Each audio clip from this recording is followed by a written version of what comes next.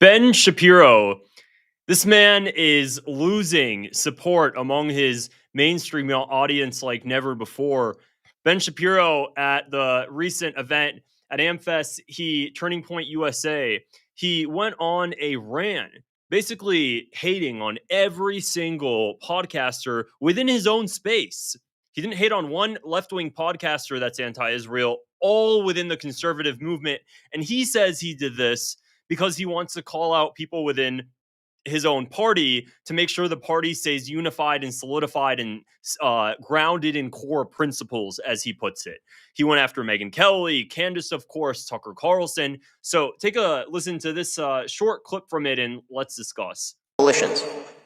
It's the job of those of us who try to shape public opinion to hold politicians to account and to hold them accountable to our values. We must not let fear of audience deter us from telling the truth. We must not let fear of other hosts deter us from telling the truth. So, for example, if Candace Owens decides to spend every day since the murder of Charlie Kirk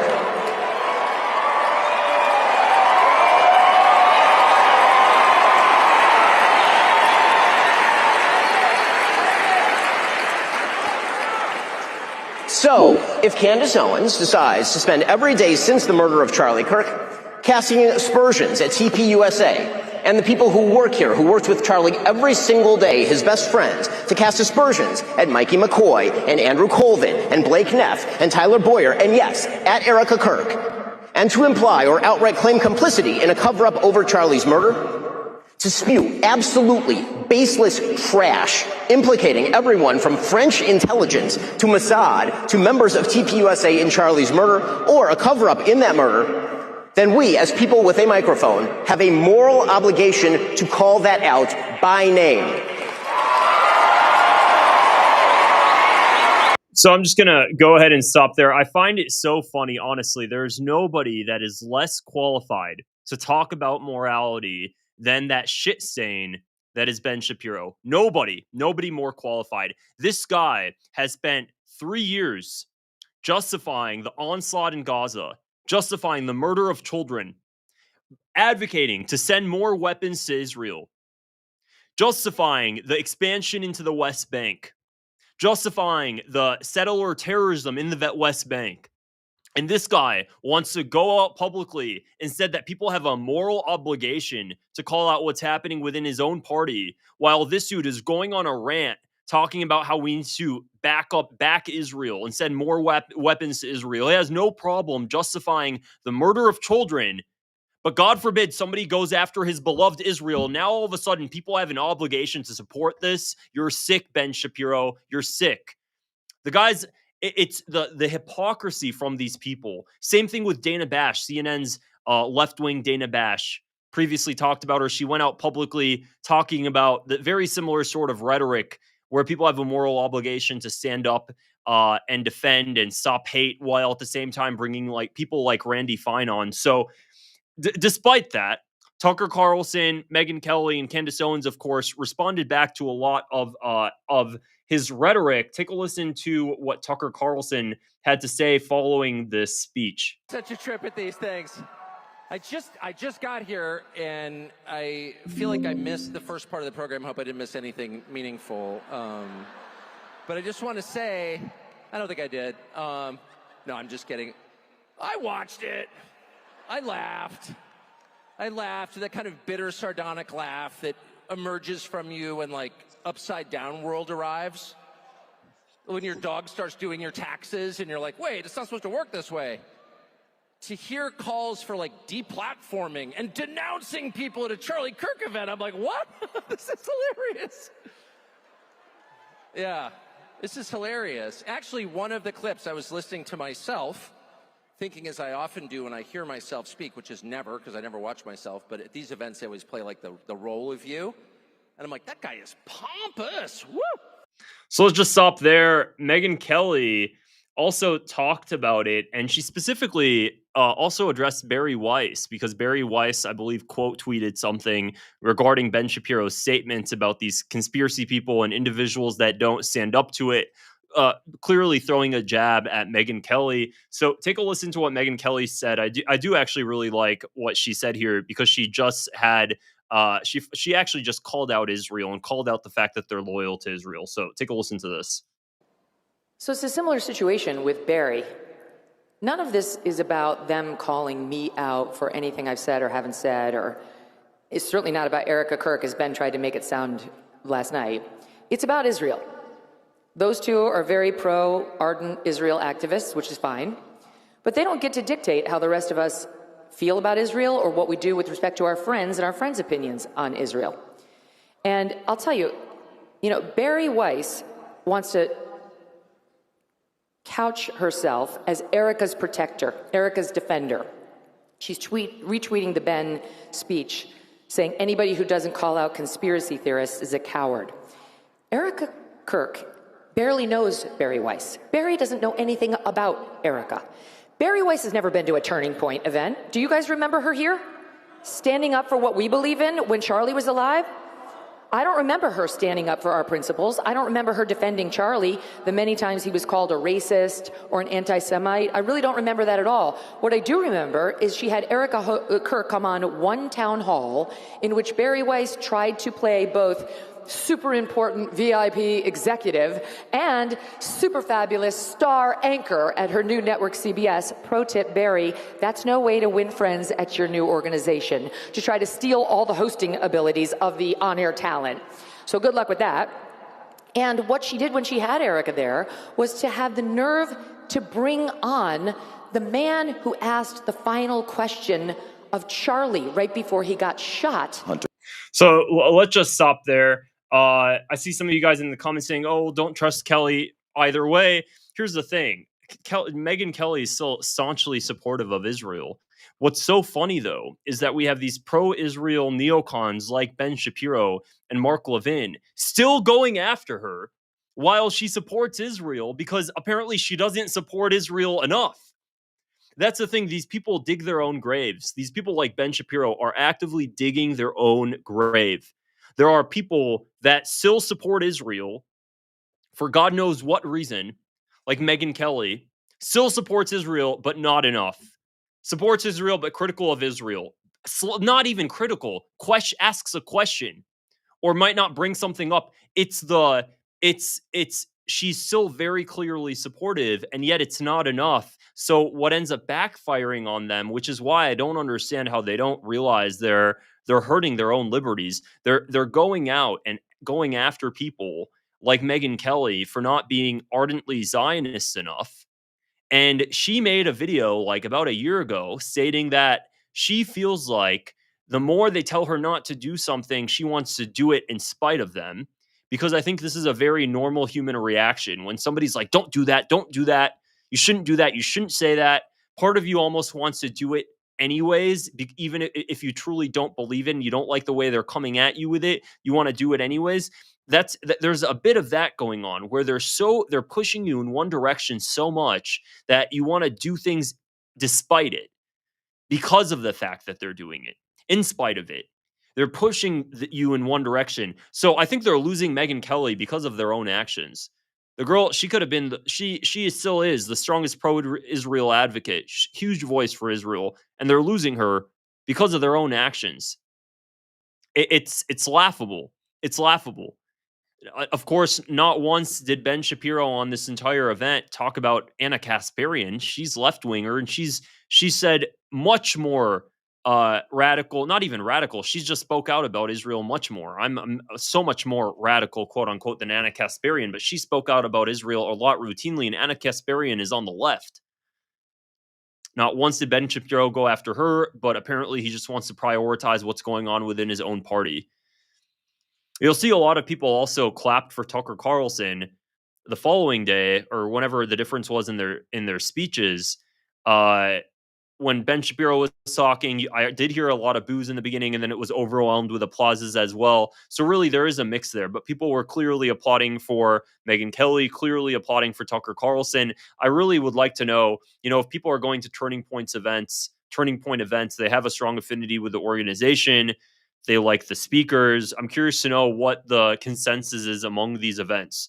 I've seen some turning point event conferences and clips where you have the younger generation clearly unsupportive of Israel, asking questions, and them being received well and having honest dialogue back and forth. And then I see other events where they're just full of pro-Israel advocates. So it's interesting. Ben Shapiro's audience is slipping by the wayside because people can clearly see that there are situations that simply don't align with American interests, but he'll still support them anyways.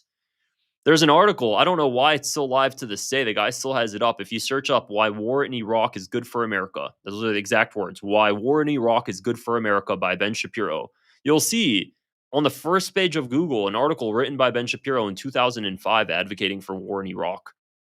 Back in 2005. This guy has been pushing America into every single war that benefits Israel's interests since 2005, if not earlier. Okay? So the fact that this guy puts this stuff out, and now we're in a situation where Netanyahu stated he's going to be coming to the United States, or he might be already in the United States.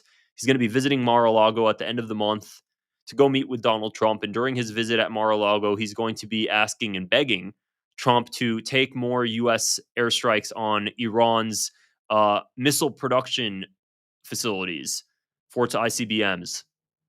Now, somebody like Ben Shapiro is going to be advocating and supporting U.S. airstrikes on those Iran ICBM sites, not the nuclear sites that the United States bombed a few months back. This is a whole different thing, specifically targeting Iran's intercontinental ballistic missile facilities where it's developing them.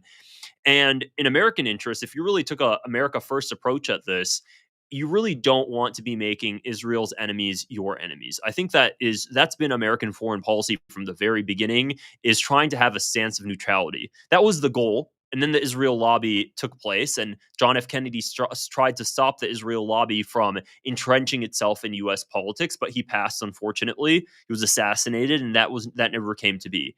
But there has been, since the very beginning, an understanding. This was when the Soviet Union was still in power, that by pushing and by staunchly supporting Israel. Again, you have to remember, this is when the Soviet Union was in power. The United States was worried that by staunchly supporting Israel, you are going to antagonize and alienate the Arab states, and you're going to have them align more with the USSR. So at the time, there was a very deep understanding that can't happen, that the Arab states can't be aligned with the East. So we have to have an even playing field, and we don't want to show one-sidedness towards Israel. John F. Kennedy worked very hard to make that happen. Very hard to make that happen. He angered Israel a ton.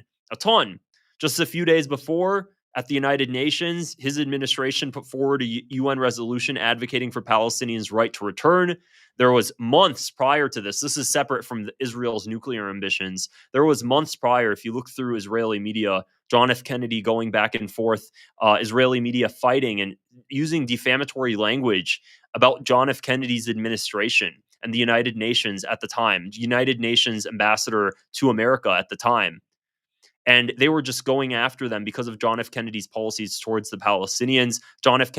If John F. Kennedy never was assassinated, I am sure he would have met with Egyptian's president at the time, Nasser, who was known as the Pan-Arabist, who wanted to unify the Arab world. So anyways, nowadays, I'm ranting and I'm going on a tangent, but nowadays, if you look at people like Ben Shapiro and you look at American foreign policy, you'd realize that what would be beneficial for America is equal playing field, where the Arab countries truly feel like America is their ally as well.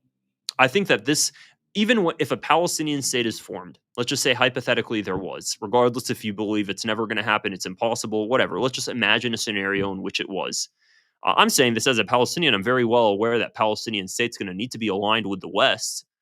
You think America and Britain are just going to allow for, knowing that they have the deck of cards in their hands, allow for the emergence of a Palestinian state if it's aligned with Russia and China? No. Same thing with all the other Arab countries. So if you want Arab countries to be allied with the West, and to be allied, and of course have a strong economic backbone, heavily entwined with the West, with Saudi Arabia, with the rest of the Gulf countries, then you can't have this one-sided relationship with Israel. They have to feel like that American interests prioritize them equally, or at least to a relative level. Jesus Christ, not like this. This is very this is very logical. If you were on the negotiating table, are you just going to have the Arab world follow your heat and force them to be allied with you? Yeah, you could do that. I mean, the United States has the biggest military. It could do whatever it wants. But wouldn't it be much, much better if they actually found beneficial interests in being allied? Of course. And the United States has the opportunity to do that. But the Israel lobby and shifting U.S. foreign policy away from the Arab world is making that very difficult. Okay. So people like Ben Shapiro are advocating for something that is not in alignment with U.S. foreign policy, advocating for one-sidedness towards Israel. I urge you to find one reason why one-sidedness towards Israel while alienating the Arab world is good for American interests. In what way? In what way? There's no reason why. During Barack Obama's administration, Barack Obama put forward the Iran nuclear deal. Netanyahu then goes out on air and tells American Jews in the United States that they have to do everything they can to stop this deal from passing. Do you guys remember that? Netanyahu lobbied the American Jewish community as if he's speaking on their behalf, telling them they have to do everything they can to stop it.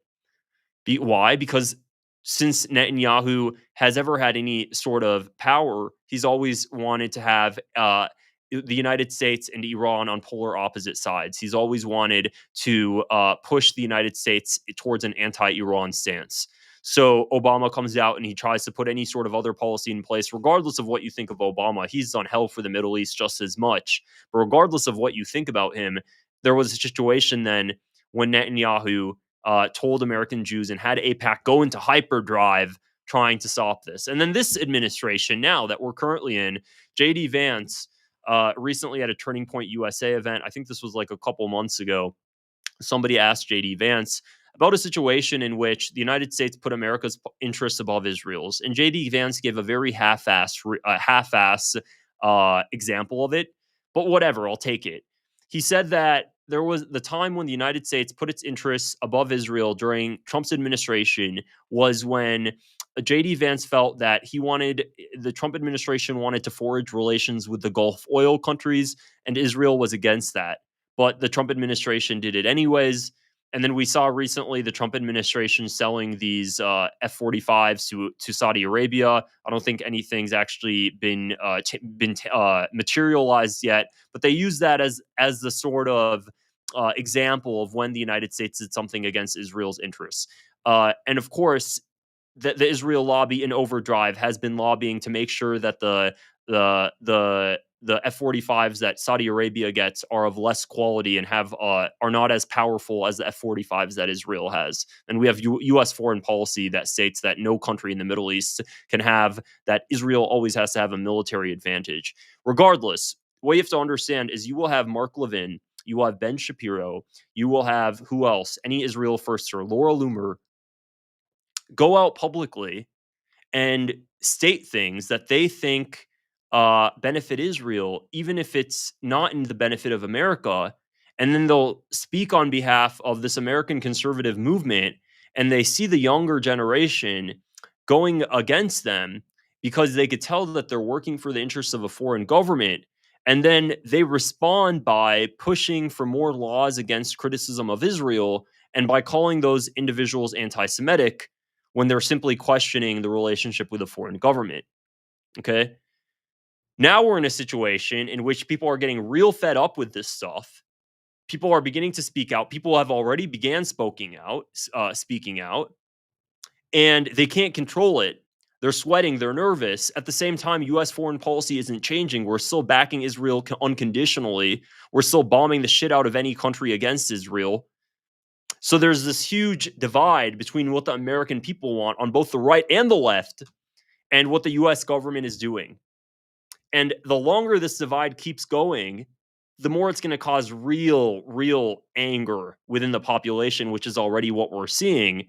And this anger is going to translate within just a subsect of the population rationally. If a lot of people are angry, if you have millions and millions of Americans angry, you're going to have some people that genuinely just become hateful towards a specific group of individuals, which I don't condone. I don't support that at all.